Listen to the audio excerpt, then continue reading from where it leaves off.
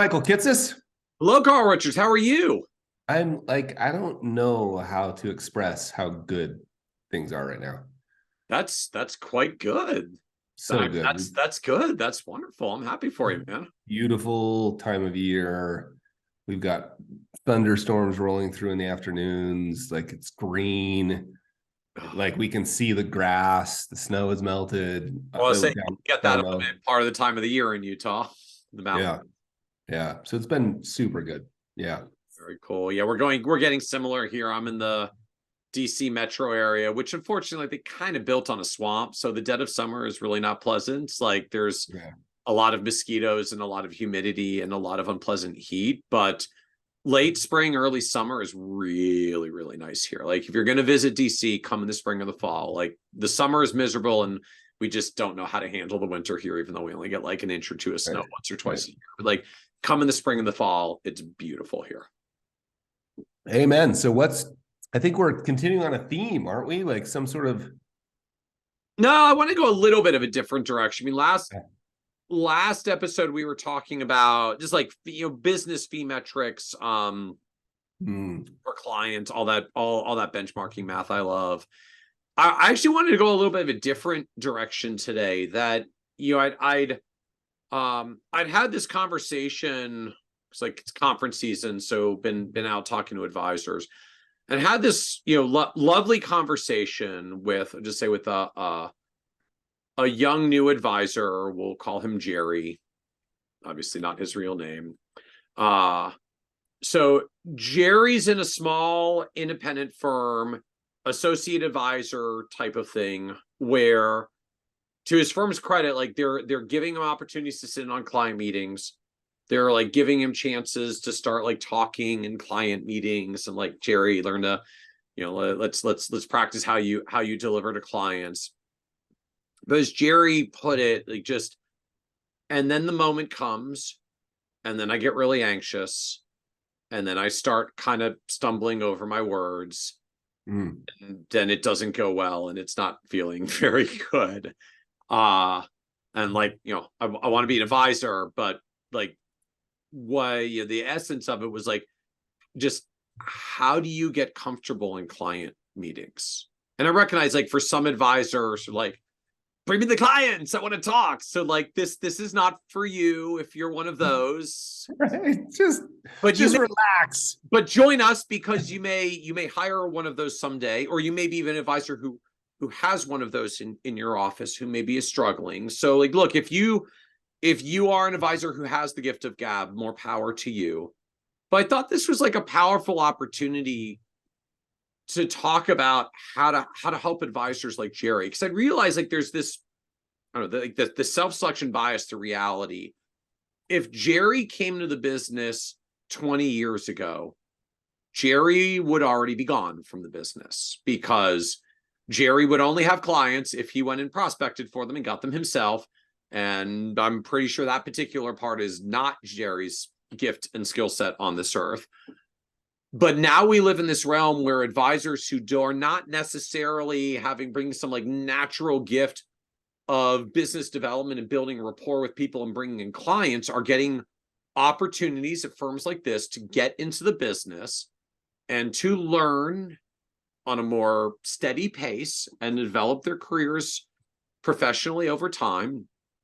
But it means we get moments like this that we basically never had in this business before. I mean, the reality was like Jerry would get sales training, and if Jerry couldn't bring in a sufficient number of clients, he would be gone in 6 to 12 months, and that would be that.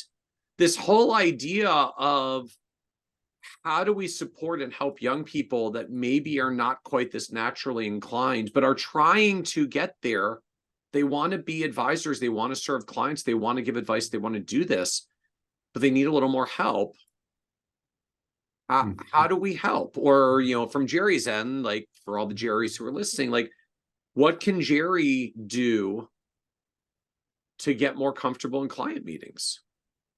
Yeah. Well, I think it'd be fun to talk about two things. One, how do we do that? Like how do we practice? And I think it comes down to practice, which you and I will break down.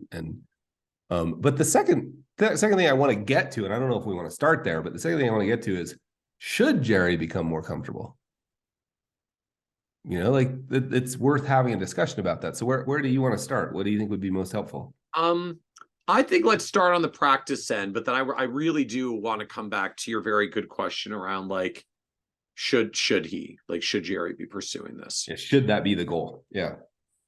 Yeah, so my take on, like, let's assume that that's the right approach, and Jerry, that's what is needed for this job, and that's what the business owner, the senior advisor who hired Jerry really, really, really needs.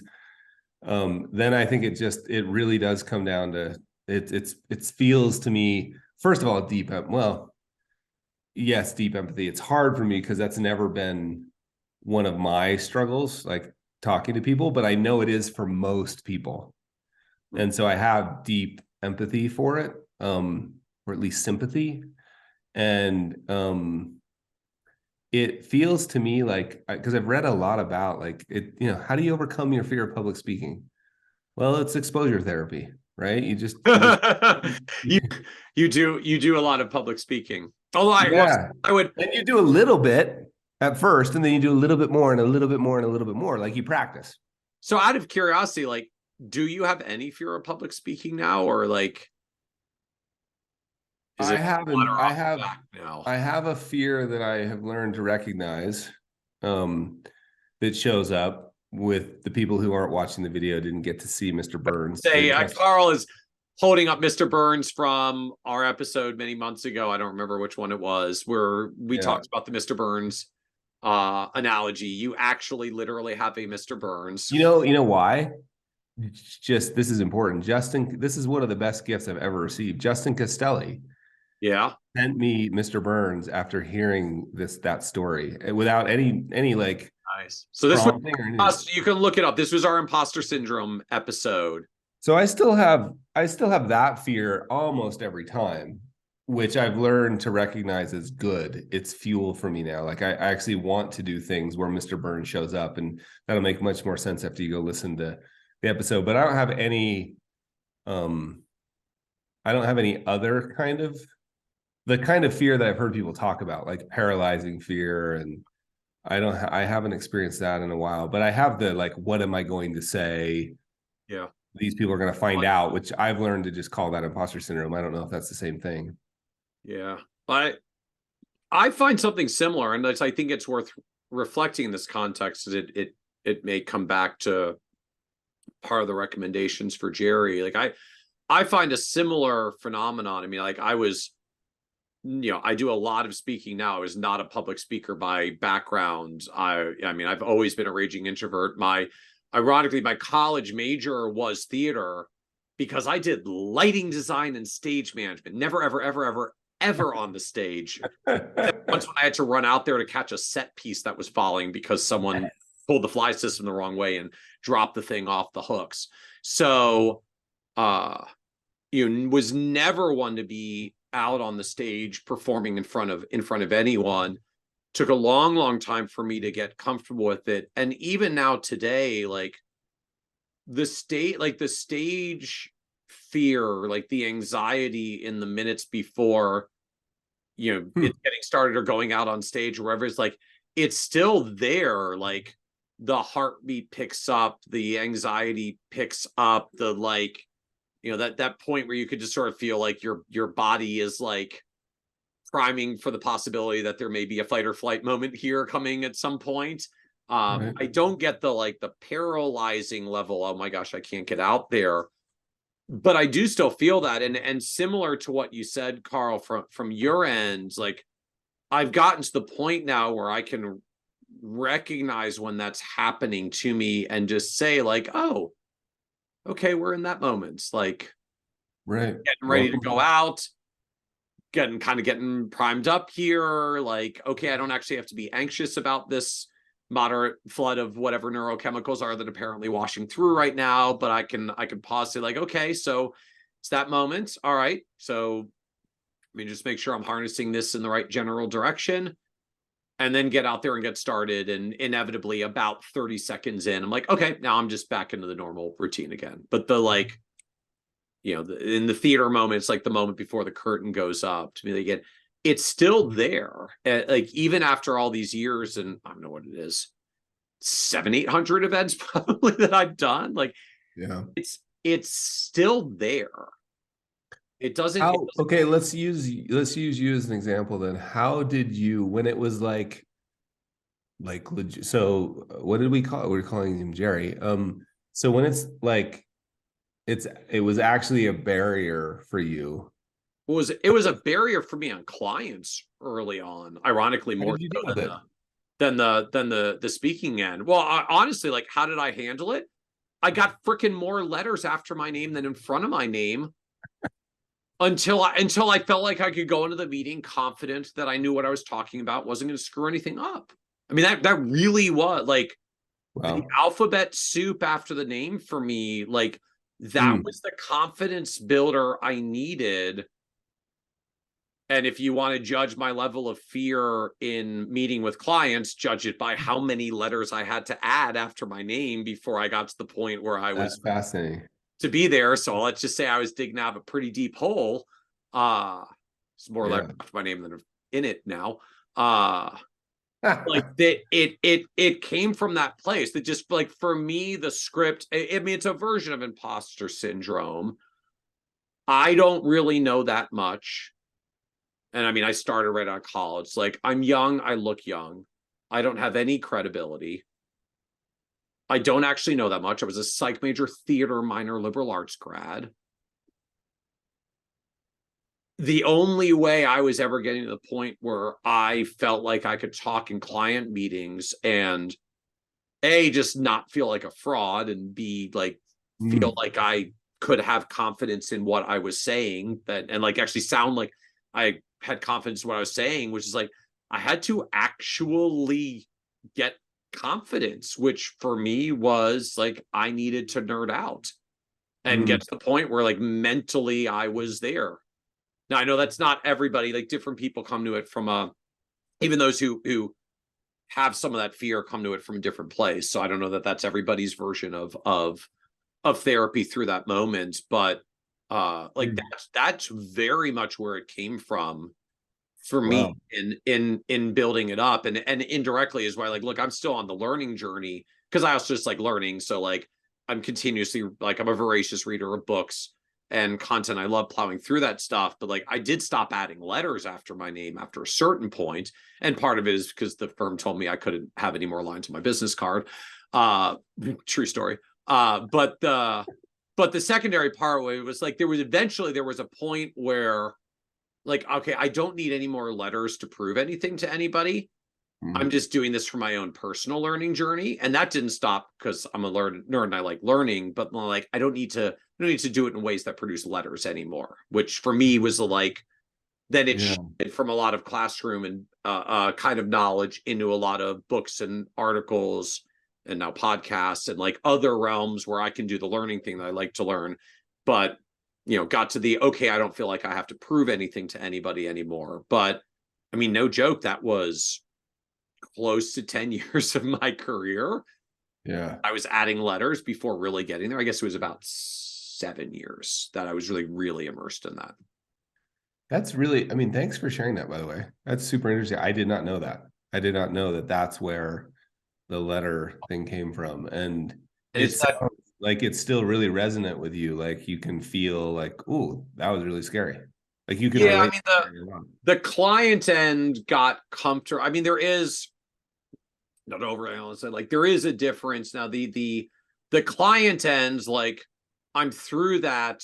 I feel fine now. Like just I had a pretty brutal level of fear of just speaking up and talking in client meetings and then bumbling my words and all the rest that came through of well, yeah, like I don't want to call it imposter syndrome because imposter syndrome is the like you really do know enough. You're just syndroming to think you're an imposter. I'm like, no, Yeah. I really was like I really didn't know anything when I got Can I, when can I I just, started. The stage thing to me is a little bit different because that's just a oh my gosh, I'm going to stand in front of a fairly large crowd of people. yeah, I think it's like a whole other like this is a whole different fear mechanism for us as human beings than just the yeah. like are they are do I know my stuff or are they going to think I'm a fraud thing that to me still kicks in like that one. I just had to get comfortable with the feeling. The client fear went away, but it was well, I stopped the letters after 7 years. I probably got to the confidence level after 5 or 6. Yeah, so it turns out I have for the second episode in a row, I have a model for this. It's a deeply tactical model. It involves What's it calculations. what's it called? Because I need to, I'm Yeah, trademarking these online this is the while I yeah, give this them. is So the this is called the the expertise matching model. okay, the expertise matching model. Okay, Got so a little bit of context, just because I think what you said about imposter syndrome is interesting. And there's all sorts of definitions of it. And I understand, I've done a ton of research on imposter syndrome. I understand the normal definition. I have built a series of archetypes of ways imposter syndrome shows up. it. And Okay. one of them, I think the first one is called never ever. Right. That's like you're feeling imposter syndrome because you're an imposter. Like you actually don't know. Like this, you don't know. So I Yeah. think the expertise matching model is built for the never ever. And so Okay. we assume Jerry's, and there are people listening that are like Jerry that are like, geez, I don't know. So expertise matching is what I call it. And this would be really helpful for the person who hires new advisors and for the new advisor. So if you can set people up so that the scenario you're putting them in equals, like, so you're only answering questions, you're only dealing with clients that are 10% below your level of expertise. And now, how do you measure that? I don't really know. That's a beyond the model. Like, we're working on that. We've got an AI model that we're building around this. It's fine. And that's a joke. But so the 10% below. And so as your expertise moves up, Yeah. you're moving up with clients. And if you feel yourself getting accidentally in over your head, you use what is the technical term for it is the I don't know strategy. You can just say, and it turns out this is allowed, trademark, TM, I don't know. You're allowed to just say, Mr. and Mrs. Client, that's a really good question. In fact, I'm not sure. And what I want to assure, like, absolutely promise Jerry and others like him is that people will respect that if it's done with confidence. If you just say, Mr. and Mrs. Client, that's a really good question. And I don't actually know the answer. And here's the important part of the I don't know strategy is saying afterwards, but Mr. and Mrs. Client, I absolutely know where to find out. So if you'll just give me, a day, 3 days, a week, 20 minutes, like whatever it is you think you need to go get the answer, people will respect that. And so you try not to get yourself in that situation because you're trying to do the expertise matching model. But if you do use the I don't know, what did we call it? The I don't know theory? The I don't know, no, the I don't know practice. Yeah. I don't know practice.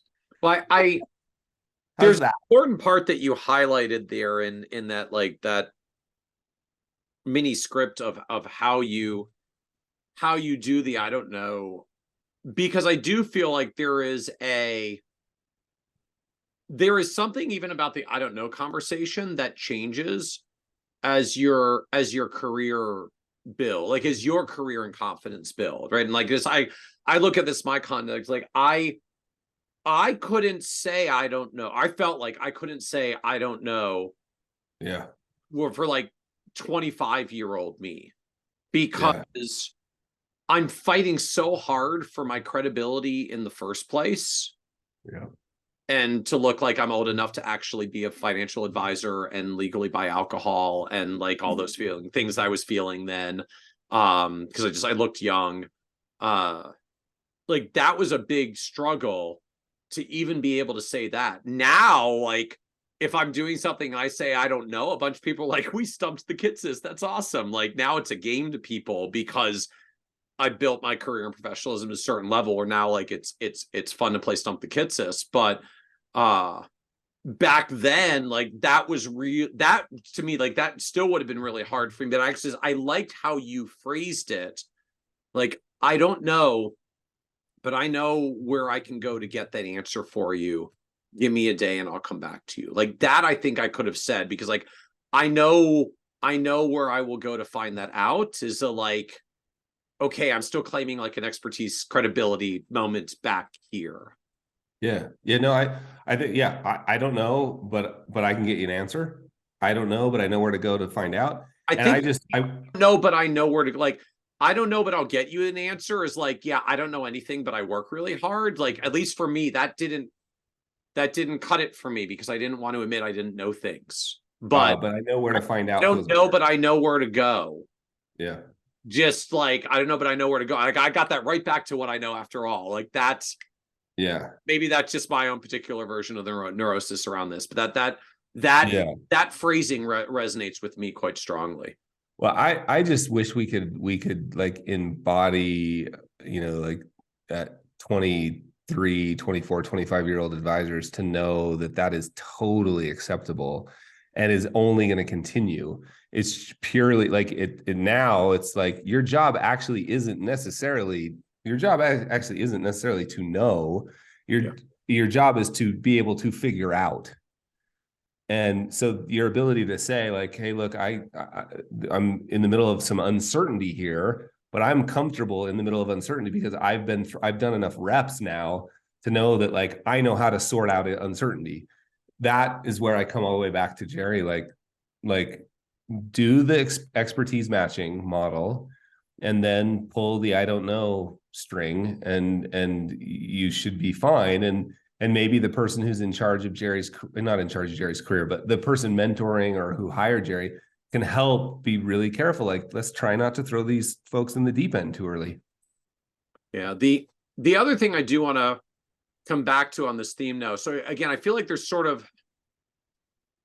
two different versions of this, and I'm realizing now indirectly that even like as I was sharing some of the background on my end, that like there's both of them here. So there's one that is like confidence in our own competency, and we build and we build towards that. Or at least for me, I can't do the fake it if you make it thing. I know some people can, and more power to you, but like I couldn't do it, so I had to go make it first, and out came the alphabet soup.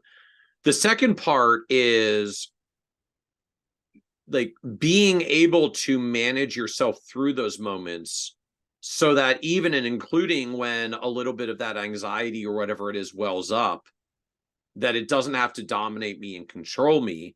Because say like, okay, I'm having one of those moments and I know it passes and I know I'm going to get through it. And maybe I can even direct the nervous energy in a slightly constructive way. Like that's a version, at least for me, of like what still happens when I go to speak. And yeah, I mean, you said it earlier, Carl, like the solve for that is practice. Like it's just flat out practice. It's figuring out what you're going to say and then actually trying to say it. It's like out loud with your voice. I mean, like you can start it in your head because that's usually where most of us start scripting things. Like practice saying it out loud. If you've got, significant other that wants to hang out with you, like role play it with them, role play it with a friend, ask a colleague or a boss. Well, like, can we just go through and do this conversation and practice it? And I find for a lot of people, like who maybe need who maybe would benefit from the role playing, like that feels super awkward because role playing kind of feels awkward to some of us. But to me, like that's the point. If you think it's that awkward to role play it, like do it with a friendly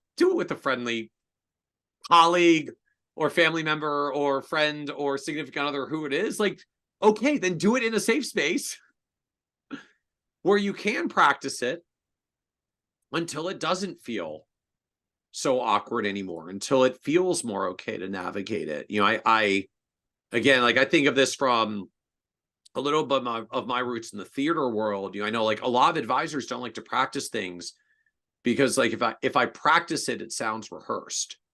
And having lived in the theater world, if you're practicing it, it sounds rehearsed. That just means you haven't practiced it enough.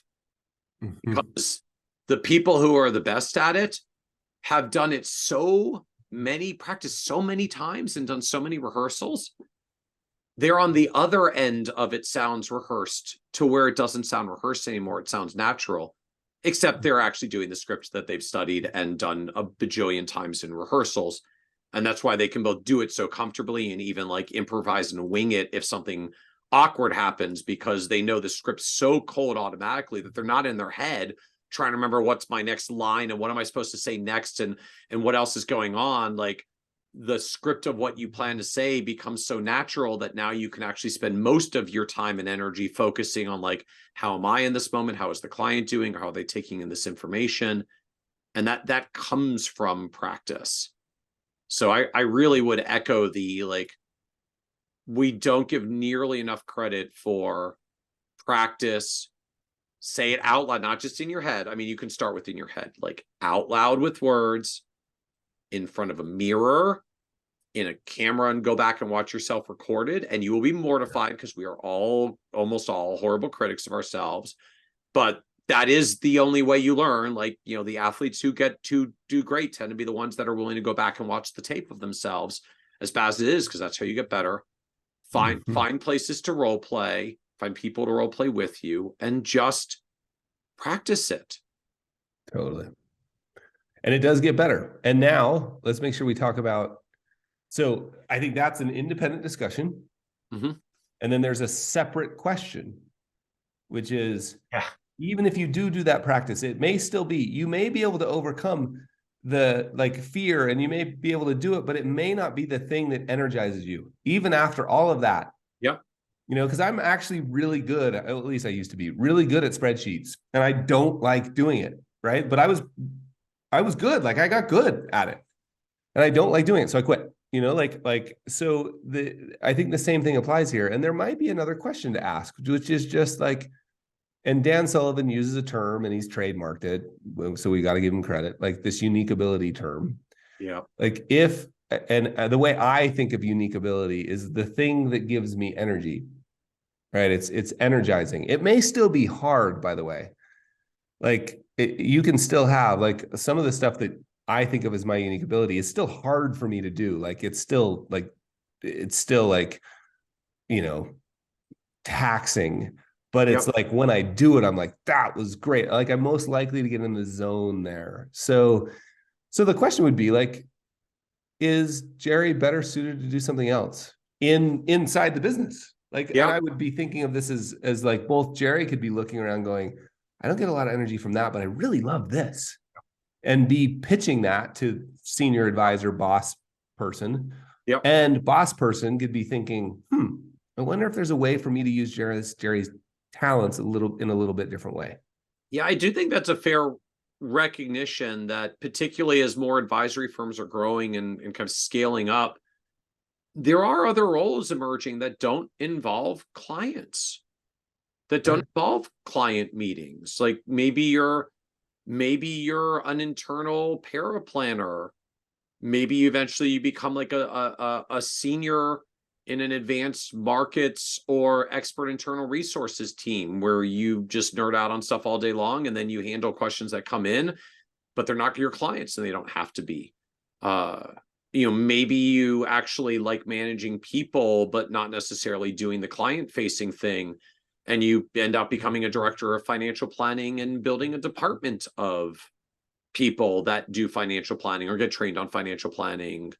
There are other, I think it's a good highlight, Carl. There are other roles out there with, I guess, the one asterisk I would note, like it does take a certain size of firm to just realistically to be able to afford the overhead of professional non-advisor financial planning roles beyond sort of a paraplanner support role, like, which is fine as you're getting going. Like if Jerry wants a 5 to 10 year career arc on that, there are paths around that.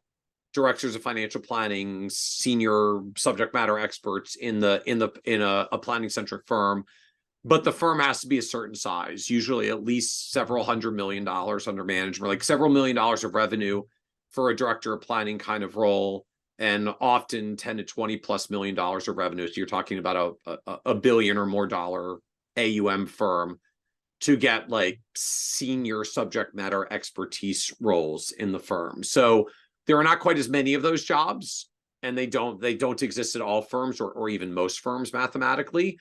But I do think it's a good point, Carl. Like there are jobs out there like that. There are other career paths, and only more of them emerging as more advisory firms grow and scale up and create more varied jobs for financial planners in the workplace. And just as like not every doctor meets patients directly, like Yeah. not every financial planner takes financial planning clients. That's okay. You can still be Yeah. a successful financial planner doing other things. There are still successful medical doctors who do medical research and manage medical teams and train other doctors and just don't happen to be in a role where they take on patients.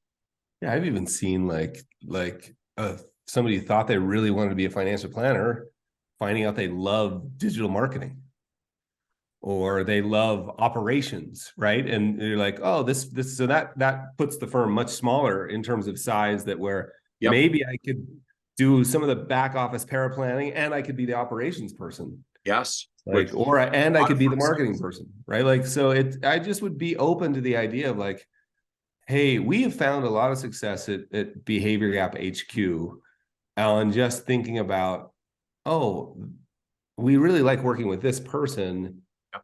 Let's find their unique spot. Like, well, I think Jim Yep. Collins refers to that, like the people, get the right people on the bus. Yep. And it's okay if it turns out that person doesn't want to drive anymore. They want to do something else. So I think it's worth, I think both of those, like practice, right? Yep. We've given you a whole bunch of stuff there. And then also maybe simultaneously be thinking like, do I need to, is that the right way to go? I love it. I love it. Well, thank you, Carl. Cheers, Michael. Super fun.